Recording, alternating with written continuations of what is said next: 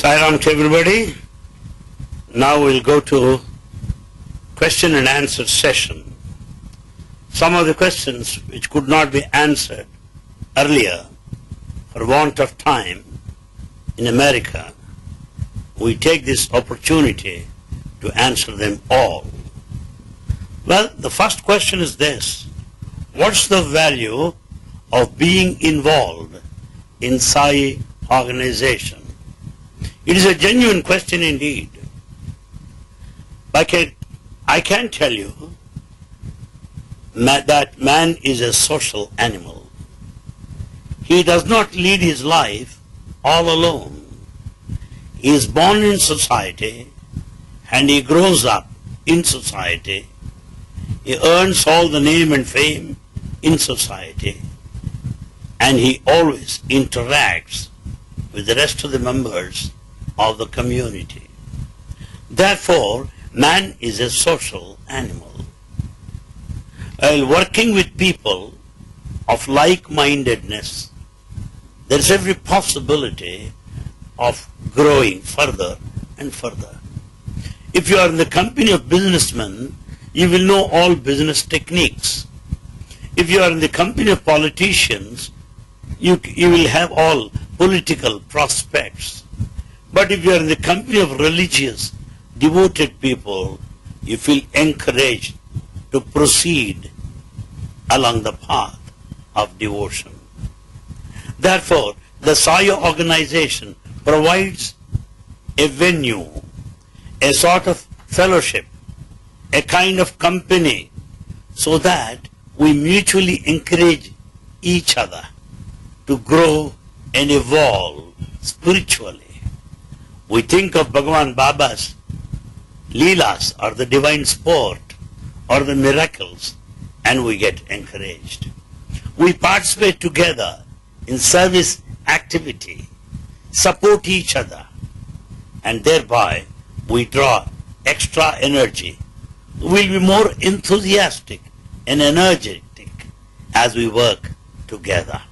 As we sing together, Namasmaran, bhajans, we'll be lost in ecstasy as we join in chorus along with other members of the congregation. Therefore, Sai organization helps us to evolve together, one another, in spiritual fellowship along the path of service, singing the glory of God. Thereby experience the divine manifestation within and without. That's it. Thank you.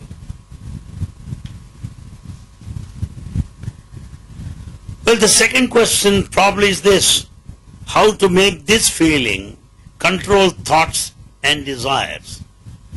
How to feel God within you? Very simple. When once I am convinced of God within me, I look forward to His direction. That's what is called inner voice, or what you say, intuitive feeling. God as conscience within me directs me what to do. You feel like attending bhajans. It's God's prompting. You feel like participating in service activity. It is the divine will.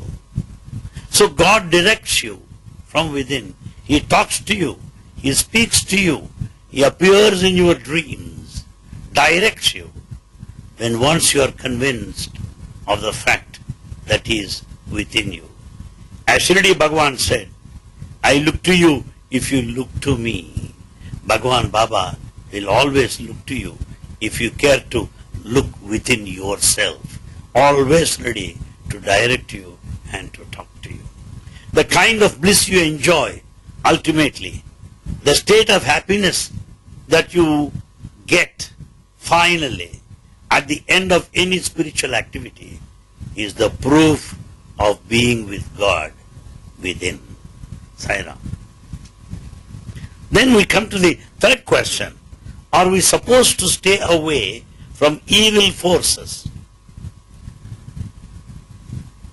Well, we may also wonder that can we influence evil forces to change their ways?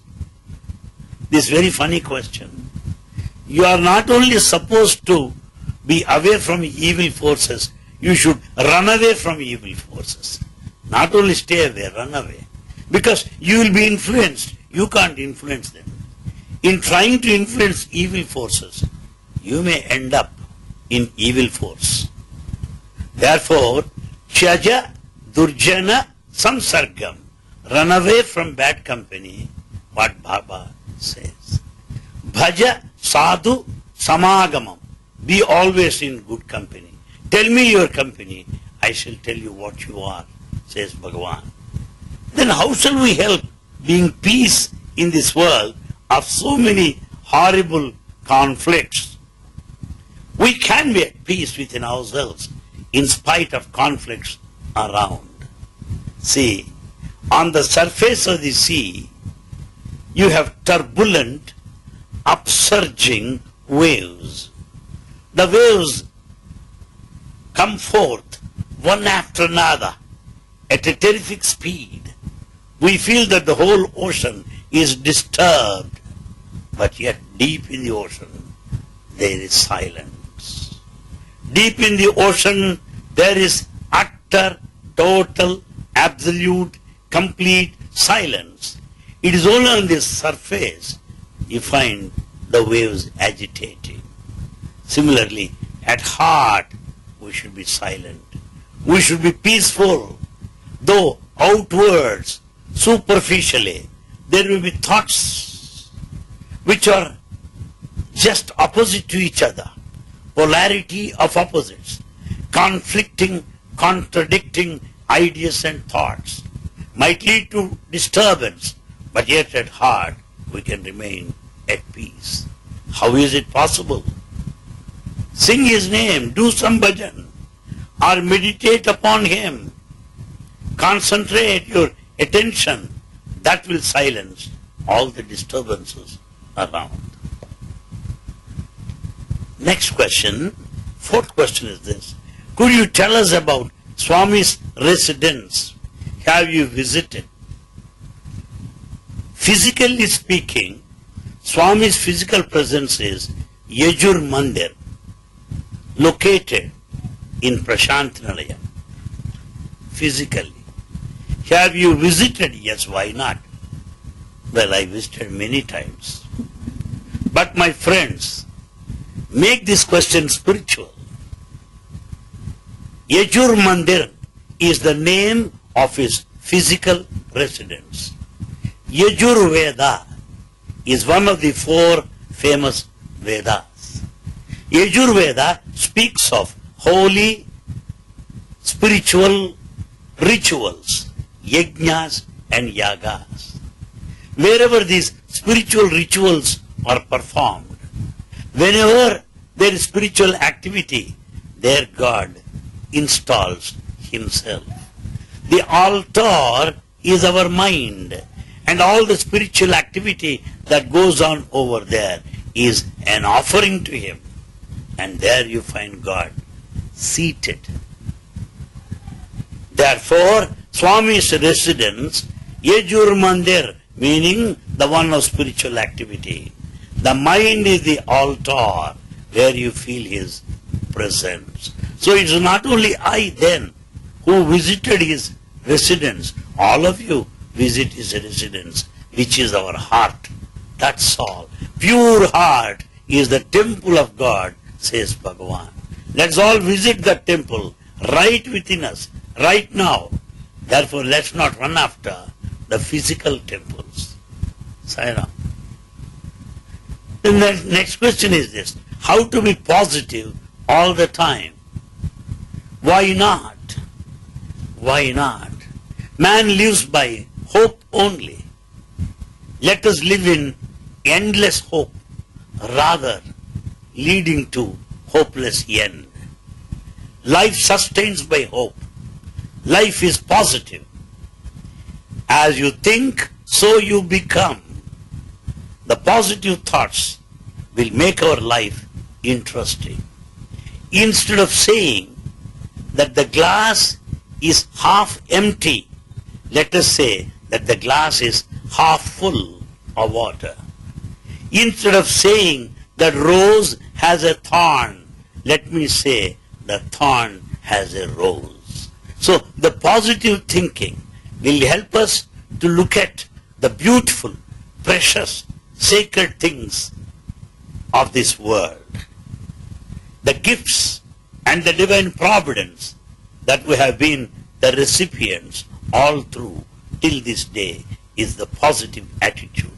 In fact, there's nothing like negative in this world. That's what you think negative now may prove to be positive later. Therefore, everything is positive. This positivity is an attitude. Positivity is an outlook. Positivity is a thought process. Positive is totally divine. That's what we have to cultivate. When once we cultivate, at all times, we can afford to be equanimous, transcendental, peaceful, and blissful. Yes, it is quite possible. The next question is this: how to best use our time if our only goal is to realize God within? To best make use of our time is this: when once we know God is within, you will see Him outside also. Stand in front of the mirror. When you stand in front of the mirror, you don't see anybody else other than you. When you look at the mirror, you don't see the face of the monkey, do you? No. You see your own face. Similarly, when there is God within you, you see God without. Whosoever you meet is going to be a divine form. Whatever you talk is going to be totally full of divinity. Whatever you think, there will be divine thoughts. Simple example. Here is a vessel full of pudding or sweet juice. Make some holes in this vessel. Sweet juice flows out of these holes. Because the vessel is full of sweet juice or ambrosia, or nectar, it only flows out through the holes of this vessel. Similarly, God within flows out through the holes of our senses. Senses are the holes. The heart is the pot. God is a nectar, ambrosia, divine elixir that flows out through the holes of the senses. That is the best way to feel Him within and without, as God being the only one. Yes. The next question: how can we promote self-confidence in life? Is there any incident or message of how Swami has guided students on the matters of promoting self-confidence? My dear friend, please understand this. Self-confidence need not be promoted. You have self-confidence. When you go to market, you have confidence that you'll return safe. When you go to any restaurant or when you go to any movie, you have confidence that you will come back safe. When you talk to anybody, you have all the confidence that you are correct in presenting your arguments. When meeting anybody, you have confidence that you will win over him. When you appear for an interview, you have all the confidence that you will be selected. So confidence is an innate, latent, inborn gift given to man. But this has to go a step higher. We have confidence in our physical power, on our body.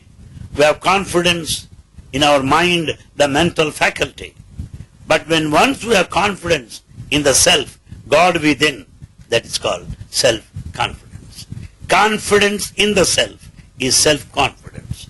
But we have confidence in our muscle power, we have confidence in our memory, we have confidence in our mind and sharp intellect. But when once we have confidence in the self, which is the generator, which is what we call the main plant, thermal power, out of which electricity is supplied to different power stations. So to have that confidence in the self, which is the thermal power station, you'll have confidence in every other thing to follow. That's what is needed today. The next question, what is constant integrated awareness? And how can youths cultivate the feeling of constant integrated awareness? What do you mean by that? Integrated awareness. We have awareness, but it is not integrated. Why? Thought is one thing. What we speak is different. The way how we act is totally opposite to what we say and what we think. So there is no integration. There is no harmony of thought, word and deed. So let us have this awareness that our thought, word and deed are not in conformity or not in harmony with each other. Let us have that awareness first. We are trying to be gentlemen, but we are not. But what we say, what we act, what we do, when there are divergence, how can you be a gentleman? We are not aware of this. Let us be aware, the awareness of disharmony, the awareness of divergence, the awareness of conflict, contradiction within is to be investigated, is to be known, is to be cognized, is to be felt and experienced. Today that's very important. Then we should make every attempt to develop this harmony of thought, word and deed, uniformity of thought, word and deed, oneness of thought, word and deed. That is what is called integrated personality. When one's personality is integrated, it will be constant only.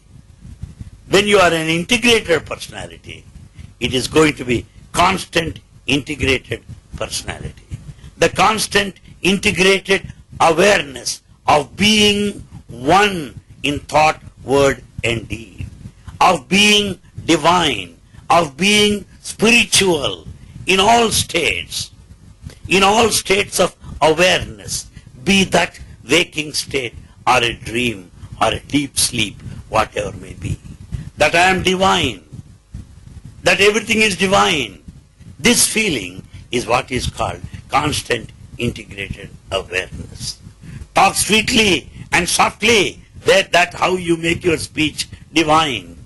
Let all your acts be righteous, cooperative. Maybe acts of service, that's constant integrated awareness. Let your thoughts be pure and divine, that's constant integrated awareness. So when our actions, when our thoughts, when our words reflect divinity, stand for divinity, that's what is called constant integrated awareness. Next question about food prayer. On one hand, food should be offered to God before eating. But on the other hand, I feel that God should be served good food. Oh, Shabari tasted and offered. Can we also do the same? What does Baba like and say about it? Good. I'm glad for one thing, that you are convinced that we should offer a word of prayer before we eat. And two, I'm also happy that you realized that food has to be offered to God also. These are 2 points that are raised in this question. The first part of question is, let us say our prayer before we eat. And second, that the food should be offered to God. My friend, these are not 2 questions.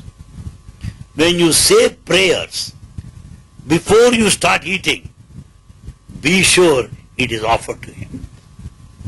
The word of prayer is an offering of food to God. That gets sanctified. that becomes pure, that will be free from all adulterants, that will be free from all pollutants, that will be free from all sorts of things unwanted. Therefore, the food becomes pure and sacred when once we say our prayers to Him before we eat.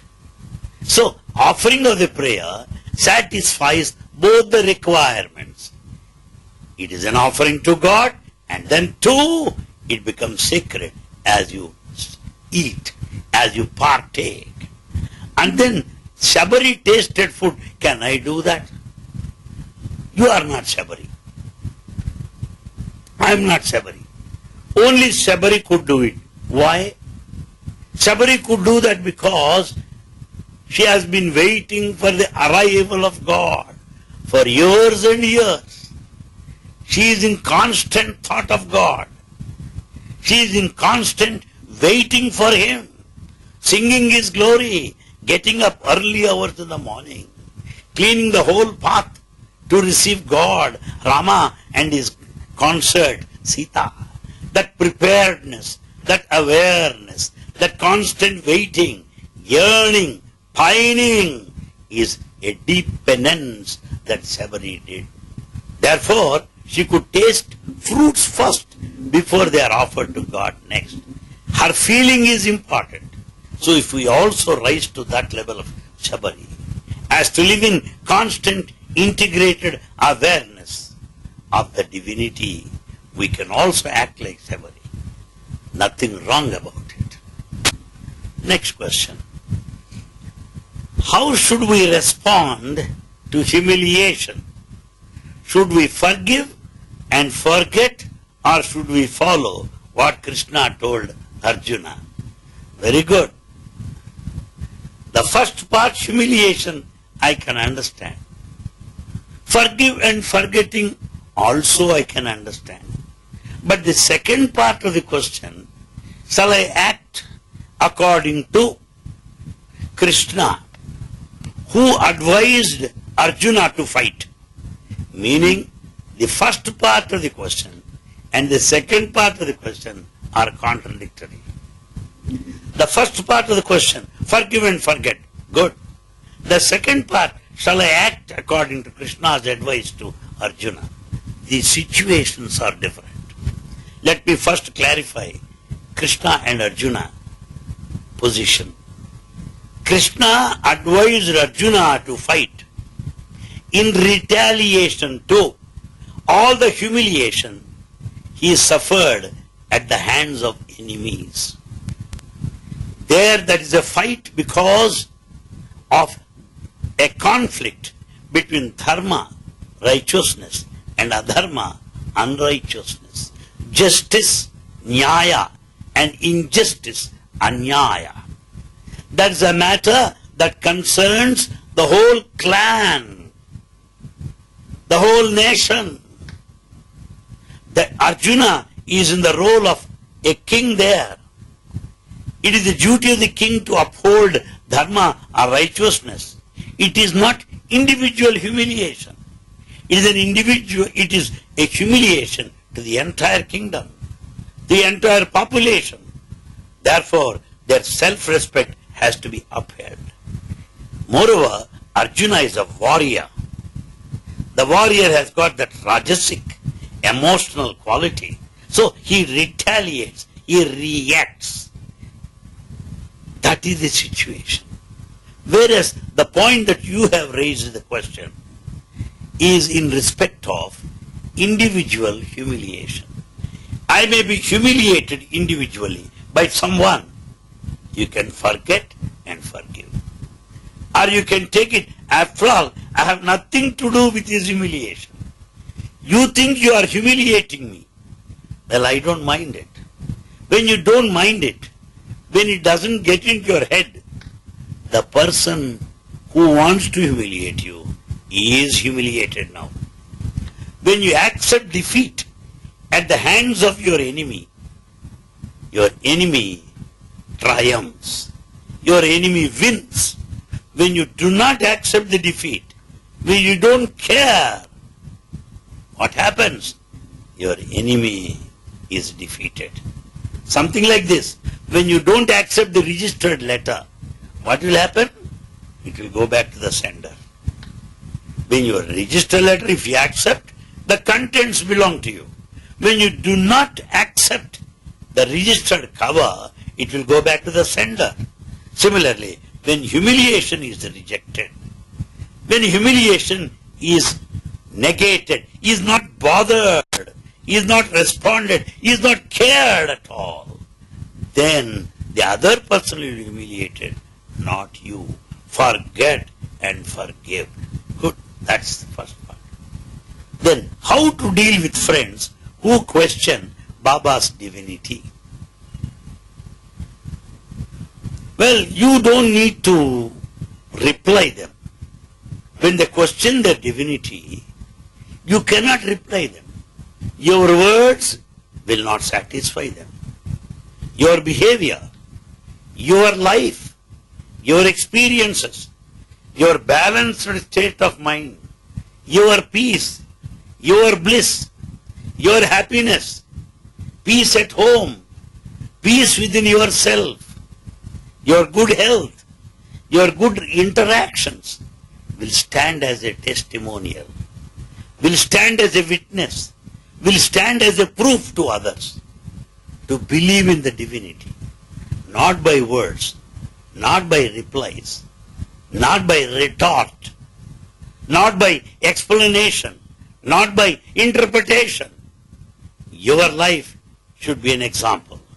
Your life of love should be a witness. Your life of service should be an illustration for others to emulate and copy. Well, what does it mean to love God? Good. I am doing a skit on this topic. As I was researching, I came across a question answer session. What does it mean to love God? First of all, let us understand from the ordinary sense, love. Do we know love? Let us admit frankly, we do not know love. We know love and mistake it for attachment. We know love and mistake it for lust. We mistake love for possessiveness. We mistake love for friendship, affection. They are all different. They are all different expressions of love, but not love in reality. Love in reality is divine, but in love in application, love as experienced at the human level, in interrelationships, is viewed as lust, attachment, possessiveness, affection, friendship, so on and so forth. My friends, sensual love is lust. Love among equals is friendship. Love towards children is affection. Love towards the downtrodden is concern, pity, sympathy. Love towards elders is respect. But relationship between you and God is love. We cannot call this relationship towards others as love. No, no, no. It is the true love, a correct relationship between you and God is love. What is it? It is universal. Love for God, the love of God, or the divine love, or the pure love is conditionless. It is universal. It is all-encompassing. And it is present in every cell of our body. And this love, and God is love, live in love, without any conditions, based on gender, nation, age, dignity, position, status, knowledge. If anything that transcends all these factors, that alone can be called love. if it is any limit, anything that is limited to these factors, it is just human love. It cannot be divine love. Yes, perhaps this next a personal question, it appears to be. You have lived in close proximity with Bhagavan and may have asked the same question to him, or at the very least have experienced with it means to love God. I was hoping you would give me your perspective of what it means to love God as you understand. Good. It's a personal question. I have come to Baba because of my service activities in the organization. I have come close to him because of my interest in spreading his message. I think I have drawn Baba's attention because of this important activity of spreading his message, which I have been doing for the last 3 decades or even more. As I spread his message, as I speak about him, I get lost, forgetting the time factor also. Maybe that is the point that must have drawn his attention. Maybe that is the point that might have made him love me. So, I love to speak about him. I love to spread his message. I love to plan all his programs. I love to take up his projects. I love to take his message door to door. And I think that is the gateway that made me get into the mansion of his divine love.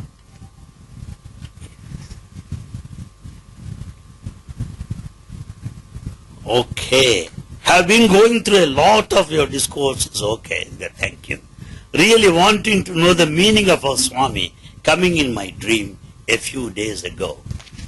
Swami coming in your dream few days ago, meaning saying hello to you. How are you? You seem to be forgetting me. You seem to be a little relaxed. You seem to have too much of recreation. You seem to be enjoying too much of refreshments. You seem to be too much worldly. Now Swami appears in dream and says, hello, think of me also now and then. Here I am. So God saying hello to you, reminding you that He is present within you, is the meaning of Baba appearing in your dream. It was something like walking in a huge newly built hall and a freshly washed floor along with our Swami and many other people, and suddenly a Swami stops and cleans my dress, which is soiled with mud and water, sweeping the floor like his robe. Then I do the same to his robe. Very good. My friend, floor being clean, meaning what? Heart being clean. Clothes being washed, meaning what? Impure thoughts should be washed out, so that mind will be the cloth that is pure, white and bright. Pure mind will have white cloth, meaning pure thought. Flooring is the heart. So the clean floor is the heart, and cleansed, cleaned, washed mind is the purity of thought. That's what I think. Then after a while I go to another hall where I see Swami sitting on a huge sofa with my husband standing next to him with white cloth around his head and neck. Good. Where there is pure thought, there is God. Swami, standing by your husband, meaning giving you satisfaction, I am with you also. Because as per the Hindu thought, half of the husband is the wife, Ardhanarishwara. So when your husband is standing by the side of Baba, you are also there in him. It is a joint blessing to both of you. Don't worry. You have 50% of share in the benediction. Yes. Next question. I get a feeling so happy and filled with Swami's love that I look at his huge smiling picture on my wall and thank him profusely with tears of joy in my eyes. I'm feeling so good. See, the taste of the pudding lies in eating of it, goes the proverb. The tears of joy is an expression of blissful state of your mind. The happiness speaks of the bliss of your heart.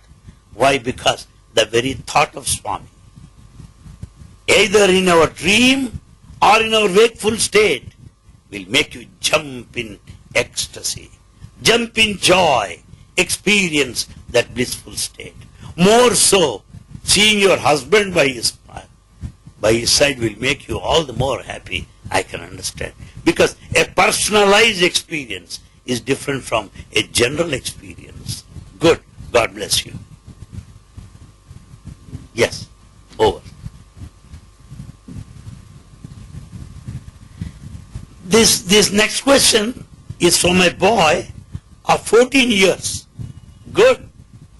And he also says that he heard my talks. Why not? I should thank him. Right at this age, he started appreciating, listening to good things.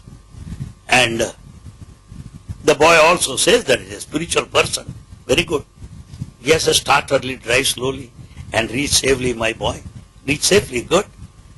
And then the boy seems to be interested in meditation and all the rest of the spiritual things. The question is this. It is very funny. Do demons evolve spiritually as humans do? My boy, where are the demons? Let me have the address. Demons are not present. They are non-existent. They are not present anywhere. Whenever you are bad, you are the demon. Whenever you are wicked, you are the demon. Whenever you are cruel, you are enough of a demon. Cruelty, wickedness, inhumanness, animality, these are all demonic qualities. So demons are not anywhere else. They are within you and within me.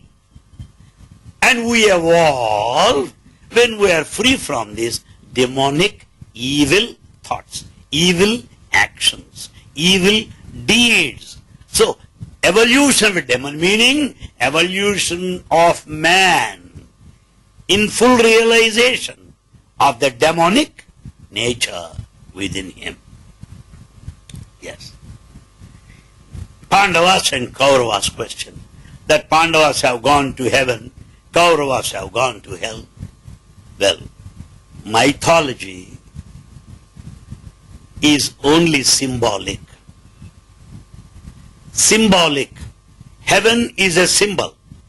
Hell is a symbol. Pandavas represent virtues. Kauravas represent evil qualities. Do not take them literally. Take them figuratively. Therefore they are symbolic. Pandavas going to heaven means what? All virtuous people go to heaven. What is heaven? Bliss is heaven. What is paradise? Happiness is paradise. Where is it? Right now. Heaven on earth. That very heaven is on earth. As John Milton, a famous writer of English literature, said, it is the mind that makes heaven out of hell, hell out of heaven. So you can make a hell even here. You can make heaven right now even here. It is in your hands.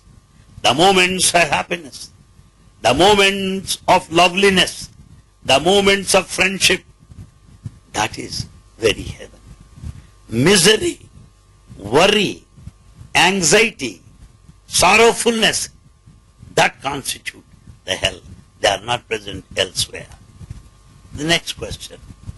This refers to a question, a point, that when you are in the company of any person, when you think of any person, you get that illness of that person. I do not agree. Because it was calculated that we'll have 64,000 thoughts per day. Per day we will have 64,000 thoughts. It's a rough calculation by a Western person. So, if you get disease or sickness of all those you think, you should be suffering from 64,000 diseases. No. God save the man. So, by merely thinking, you don't get that sickness. Because God is with us. Then once you chant His name, that sickness has to go. Supposing I say sunrise. When there is sunrise, where is darkness? Even if you think of darkness, it cannot exist when there is sunrise. Sunrise is wisdom. Sunrise is knowledge of the self. Any thought of any man is darkness. It has to be dispelled. It cannot continue. Therefore, by having this Atma Vidya, knowledge of the self, you will not be affected by thought. Forget about any sickness. It is only a feeling, psychological, misguided conception. Yes, if God is attributeless, then can dharma be associated with Him? Because I recall reading in various spiritual texts, where is dharma, where is virtue, there is God, or can God be called divine? Yes, please understand this. God has 2 points, 2 dimensions. Simple example. The light illumines. The mic amplifies. Why? Because of electricity. Because of electricity, the bulbs illumine. There, the quality of electricity is light. Mic amplifies sound. The quality of electricity here is sound. Now what is electricity? Is it light or sound? It is both and none. As electricity, it is not light, it is not sound. But when it is in the bulb, it is the light. When it is the mic, it is in the mic, it is sound. So, God functions with attributes and He is beyond. You see, it is a simple example. There are different glasses, blue glass, green glass, red glass. I filled these 3 glasses with water. One looks green because of green glass. One looks red because of red glass. So the color of the water depends upon the color of the glass. But the water is colorless. See? As is the color of the glass, so is the color of water. Similarly, attributes, functional aspect of God, saguna, sarvendriya gunabhasam, sarvendriya vivarjitam. As he gets at the operational level, at the functional level, he has all the attributes.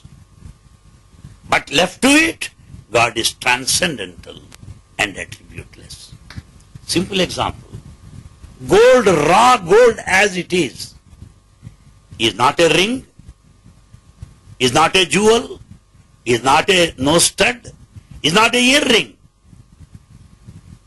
Gold is not jewel, but jewels are made out of gold. That's it. God is transcendental, but attributes are functional because of the transcendental, attributeless divinity. I think I am clear. Swami says good and bad must coexist. So divine. If it is associated with God, surely cannot mean the same as good. Please understand this. The good and bad depend upon your mind. It is only the time that demarcates. It is only the time that differentiates. It is the mind that distinguishes, that divides good and bad. But there is nothing like good and bad. Baba gives this example, popular example. You eat a good fruit now, good. Tomorrow morning, it becomes foul excreta. That which is good now is bad tomorrow. Same stuff. Where does the difference lie? Time, that's all. It is only time difference that made it good and bad. But left to it, it is neither good nor bad. So divine is neither good and bad nor bad. But when things are favorable to you, you say good. When things are not favorable, you say bad. That's all. It is your mind and time that decides. Left to him, he is neither. You say Jesus was a person. Yes. Here, clearly Bible says, Jesus is the only Son of God. That Jesus is a messenger of God. Jehovah is God. Jehovah is God. While Jesus is the Son of God. Here we have to understand one thing. Jesus, being the only begotten Son of God, has become a messenger, meaning that he is spreading the divinity of his Father. That he lives the divinity same as his Father. That he is of the same stuff, that he is same divine material as his Father. The Son of God becomes the messenger of God. Because of his proximity, because of his nearness, he becomes divine. And whatever he speaks also are totally divine. And then what he says is that he and his Father in heaven are one and the same. So, being the Son, he is of the same quality. Being the messenger, he spreads the same divinity. And finally says, he and Father are one and the same. Experience of non-dualism. That's how the three levels of consciousness, the three levels of awareness, the three levels of attainment.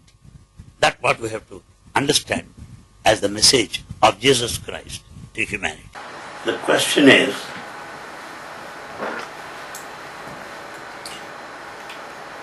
that everything is preordained in life. Whatever that has been decided will happen now. That's what is called destiny. The question here is, when everything happens as per our destiny,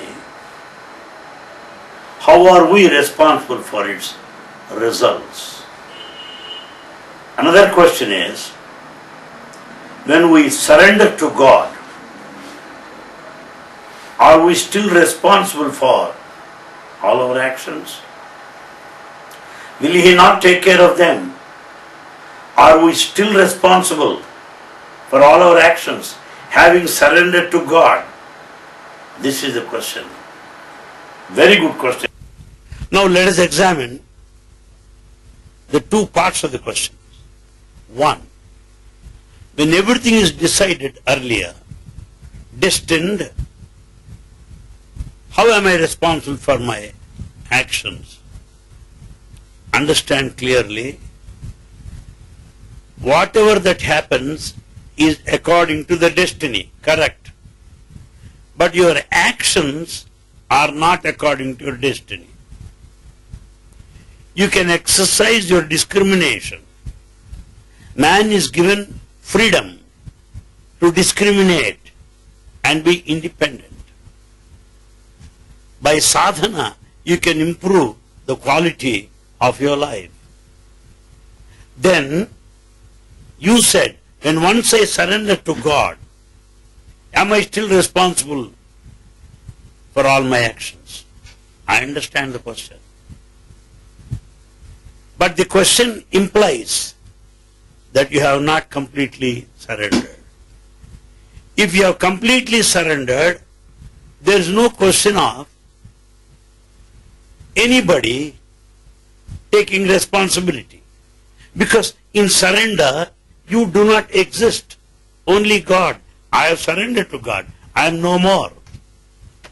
So there is no question of me taking responsibility of actions because I have surrendered to him. So whatever that happens, he is responsible. I am not responsible anyway because I have surrendered. So the absence of I-ness is surrender. And when once you surrender, you don't put this question, am I still responsible? If you put this question, I, means you have not surrendered.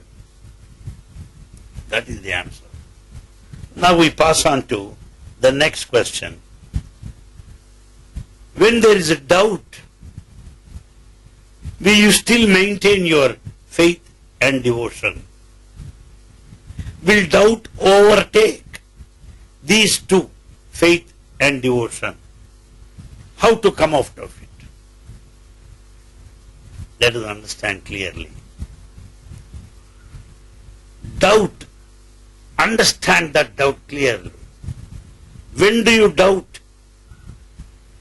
Doubt is born out of uncertainty. When you are not sure of anything, you begin to doubt. So doubt is the other name of uncertainty. When you are not sure, you doubt. Now, this doubt naturally overtakes faith. Why? Because your faith is not strong. You have not developed strong faith. Therefore, your doubt will shake your faith. And then coming to devotion, devotion is born out of love. When it is born out of pure love, the devotion will be continuous. Nothing can shake it. But when the devotion is only emotion, not born out of pure love, not born out of selfless love, what happens? This doubt will overtake. So doubt will have an upper hand when the faith is not strong. Doubt will have in its upper hand when the love is not the center of your devotion. When the love is not the foundation for your devotion, this doubt will overtake you. So strengthen your faith. Make your faith strong and see that you love God so that you can grow in devotion, and doubt has no place to enter into your life. Next question. When man is God, whom should he pray? Why should he pray? Very good question. Yes, you say man is God. You are God, yes. This is only a theoretical concept. This is only a notion. This is only a hypothesis. It has not come to your experience. You have not realized that you are God. Because scriptures say you are God, you say I am God. But it is not your experience. You heard somebody saying that you are God, so you declare that you are God. Therefore, my friend, it is not enough if you say that you are God. You should feel God. You should experience God. Then you should be able to declare that I am God. Then you don't need to pray anybody. You don't need to seek anybody. Supposing I tell somebody, I am searching for me. Where am I lost? I am in search of me. People will laugh at me. You cannot search for yourself. Similarly, when you are God, you don't need to pray to anybody. You don't need to seek anybody. But you have not realized that fact. You have not experienced the truth. So till that time, you have to pray to God. Till that time, you should seek Him. That is the answer. Next. The next question is, Baba transforms people. There will be transformation in my life. Good. But the question is, how long will it take for transformation? How long Duration. Very good question. You see, it depends upon your intensity. If the heat is more, milk will boil sooner. If the heat is less, milk will take some more time to boil. So for the water to boil, more heat is necessary. Therefore it depends upon the heat for the water to boil. Similarly, for the transformation, it is the intensity of your effort. It is the intensity of your feeling. It is the intensity of your determination which will hasten the process of transformation. So, effort and transformation are directly proportional to each other. Next question. Which is the best thought to follow and put it into action?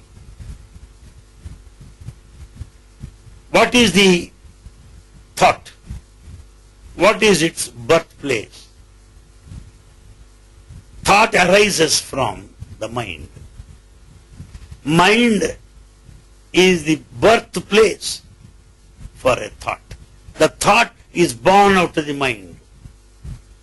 When the mind is pure, pure thoughts are born. When the mind is impure, the thoughts are impure.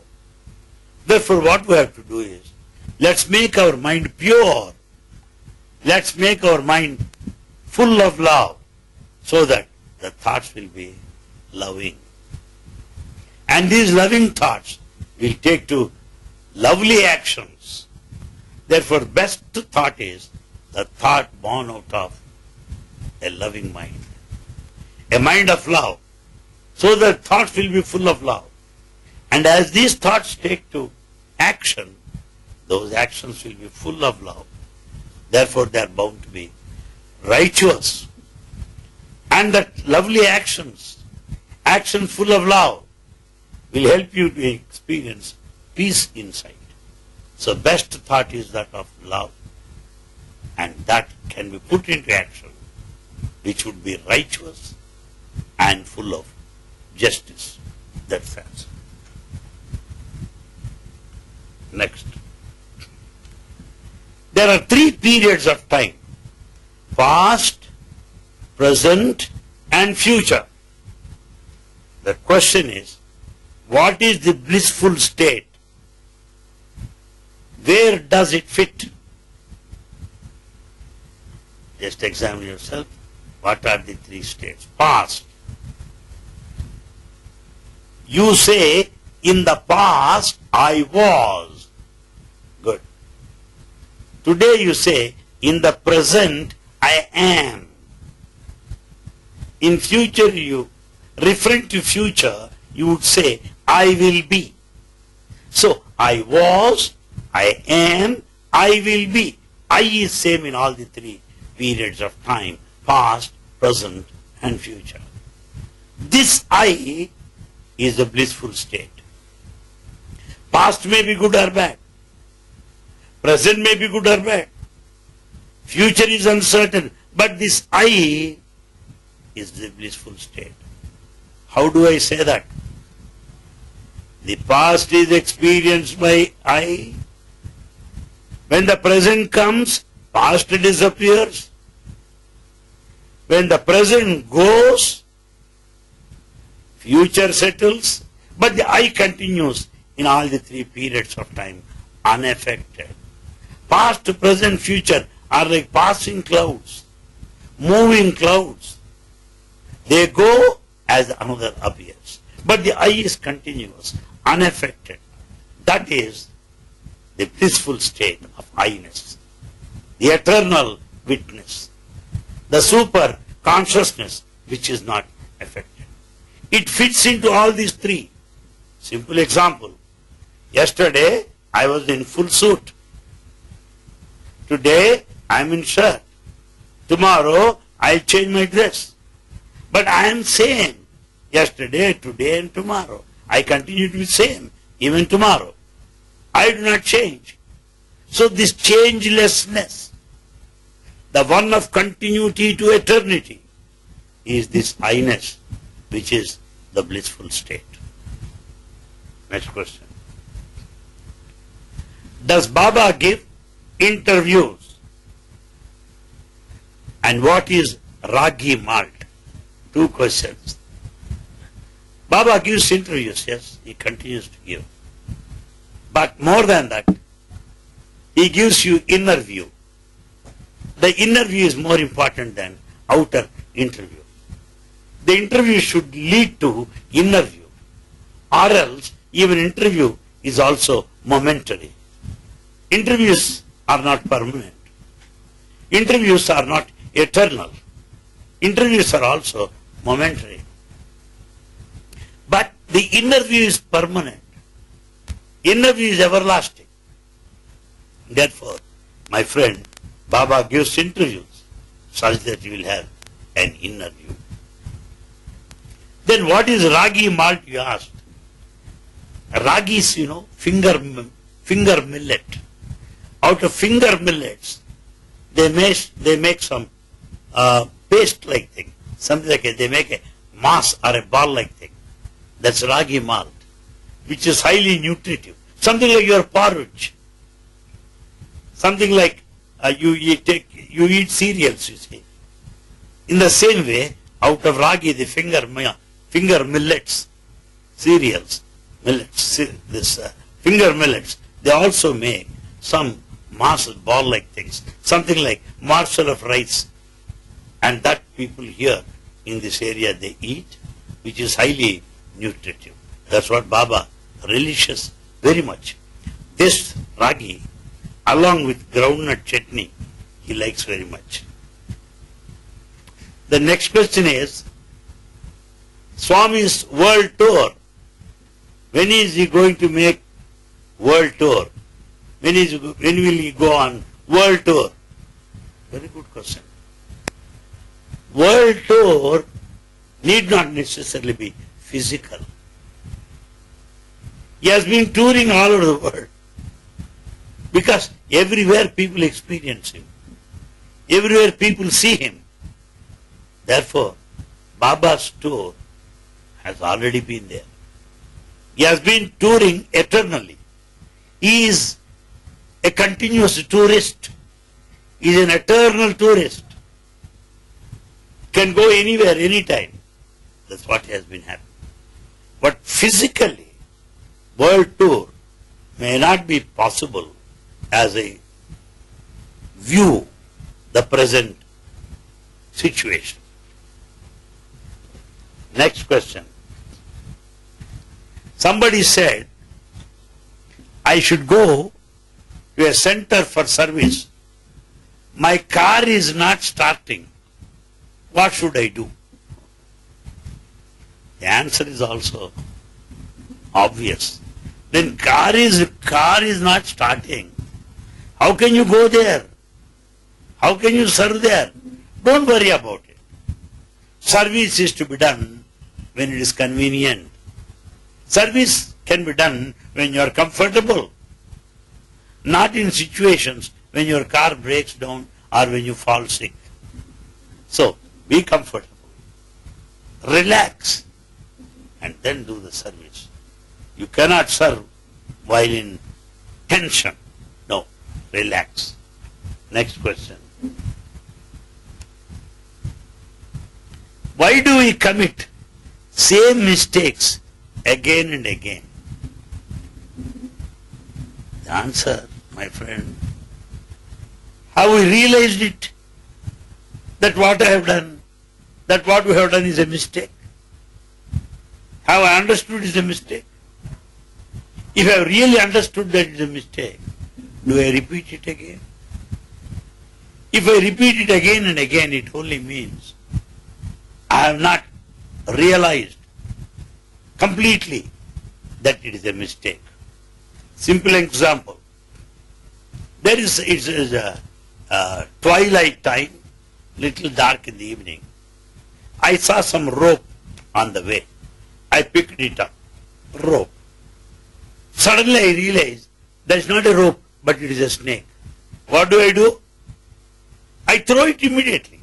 I don't play with a snake. I've started playing thinking it is a rope.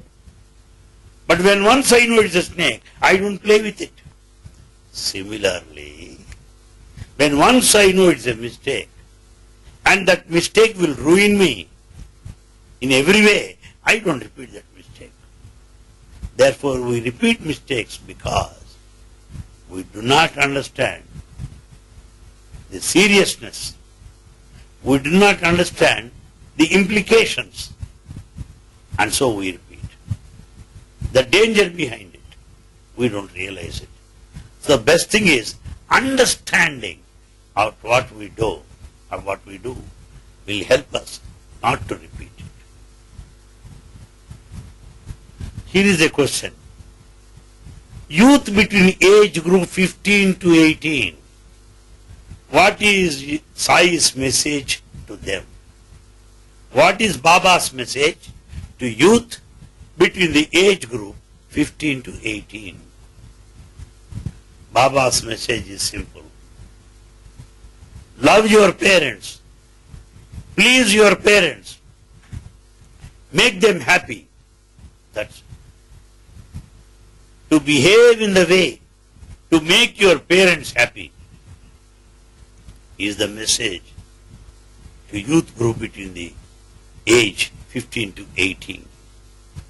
Next question.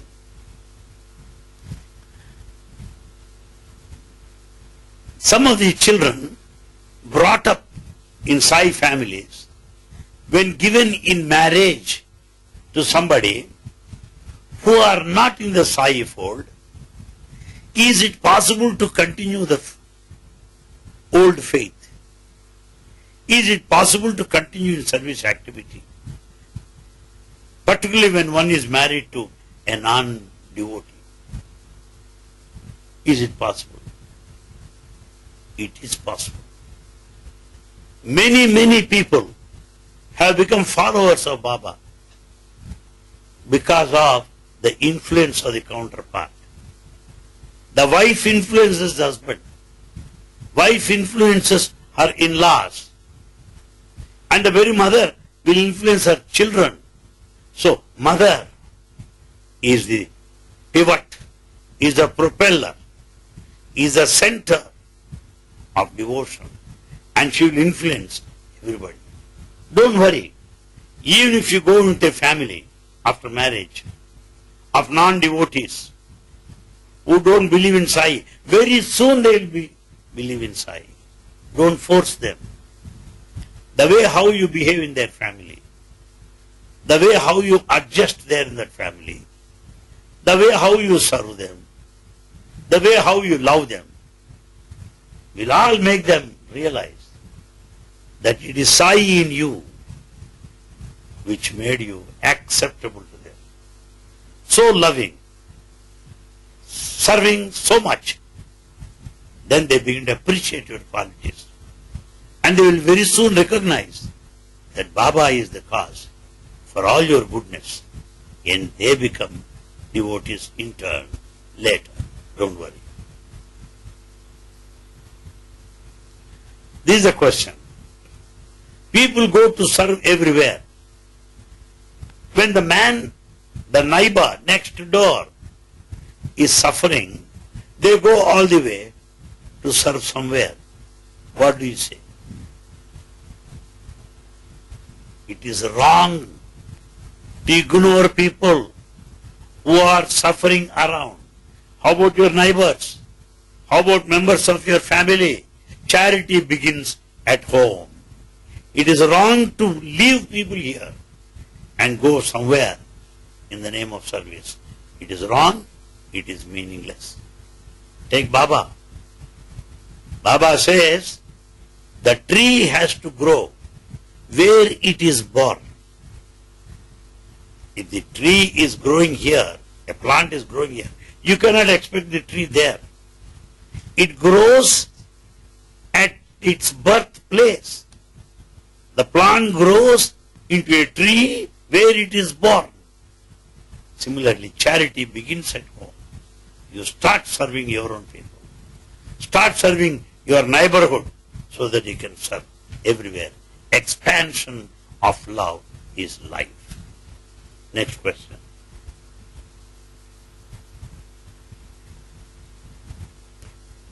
How to face adverse situations? My friend, adverse situations cannot be escaped. Adverse situations cannot be avoided. The first thing is acceptance. Let us accept life is a combination of positive and negative. Life is a combination of pain and pleasure. Accept. By acceptance, you will not suffer as much as you suffer when you reject and resist. Second, in times of adversity, you can pray God, pray to Him. He will see that you will be able to calm down. You will be able to settle down. You will be able to bear the problem, the adversity easily. Third, as Baba said, take it that life is a challenge. With a spirit of challenge, you should face life and come out triumphantly. You cannot run away from the life. Face it with all the courage. Come what may, there's God by your side. He will help you. For this, some deep conviction is necessary. And for that conviction, faith and love for God will help you. Take life as a challenge. Next question. Baba says, you should be desireless. Is it anything wrong to set goals? You have not understood Baba. Desireless meaning what? Not goal-oriented desire. Not result-oriented desire. If you want to come up in life, very good. If you do not come up in life ultimately, you should feel good. You want to get through the examination. If you do not get through the examination, you should still feel good. So don't be result-oriented. Don't be goal-oriented. Desire, yes, nothing wrong. I desire to be good. And if I am not, yet I feel good. So results should be surrendered to God. Whereas your ambitions, your desires are quite natural. You work for their fulfillment, but be prepared for whatever the result is. Because things happen for your own good. Baba wants you to take results as God's gift. Whatever that happens in life, it is for my good. It is for my good. That should be your feeling. That's what is desirelessness. Desirelessness meaning choiceless awareness. Not to exercise choice is the state of desirelessness. Next question. Mr. Anil Kumar, you have so much energy and you have given us so much energy. How to keep this energy even after you go? I tell you, energy is not given, energy is not taken. Energy is ignited, that's all. There is already energy in you. I just ignited it. Something like fanning you. Something like a fan this way. So, I just ignited it. Similarly, you can ignite yourself. You can charge yourself. See? Now, how do you charge yourself? There is a battery there. You have to charge it. How can you charge yourself? Bhajan. How can you charge yourself? Meditation. How do you charge yourself? Prayer. You can ignite it. Don't worry. That with Anil Kumar, energy is also gone. Don't think like that. Swami will ignite you. Swami is there. We are nobody. Next question. There are people from other states also. How to take Baba's message to other states? of India who settled there in America. In America, there are people from different states in India who settle there, immigrants. There are Gujaratis, there are Andhras, there are Tamilians, there are Punjabis, there are Malayalis. Yes, we have representatives from every state there in America who settle. How to take Baba's message to other people? Simple.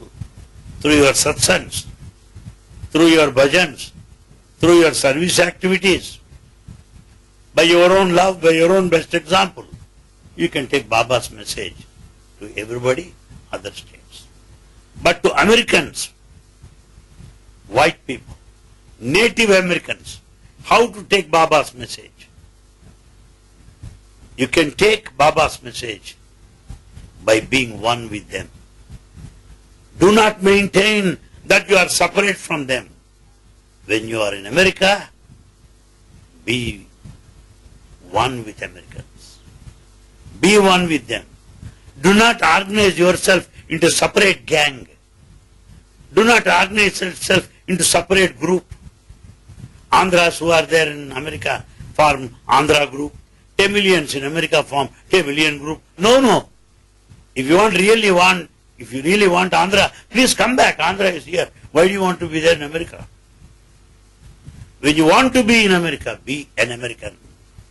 Be one with them. Love them. They are your brothers. They are your sisters. They are your family.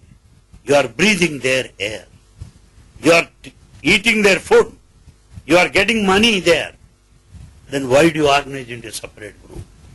So to take Baba's message to Americans is to be one with them, to love them, to mingle with them as brothers and sisters. By not organizing into Indian group, South Indian group, Andhra group, Tamilian group, that is totally wrong. It is hypocritic. If you so much love for your state, please come back to India. Don't stay there. If you want to stay, be one. Who are you now? I'm an American. Say that. Don't say that I'm Indian, Andhra. I've got some Andhra association here. No. So, to take Baba's message to America, to make Americans as Baba's devotees, what I will do is, I'll make them feel that I am their brother. I'll be very free with them. I'll invite them to my house. I'll go to their residences. I'll go to the church. I'll read Bible. I will attend their festivals. I will win their confidence and love so that they will also be Baba's devotees. So be one with them. Love them. And then you can take Baba's message to American society also. Sai Ram.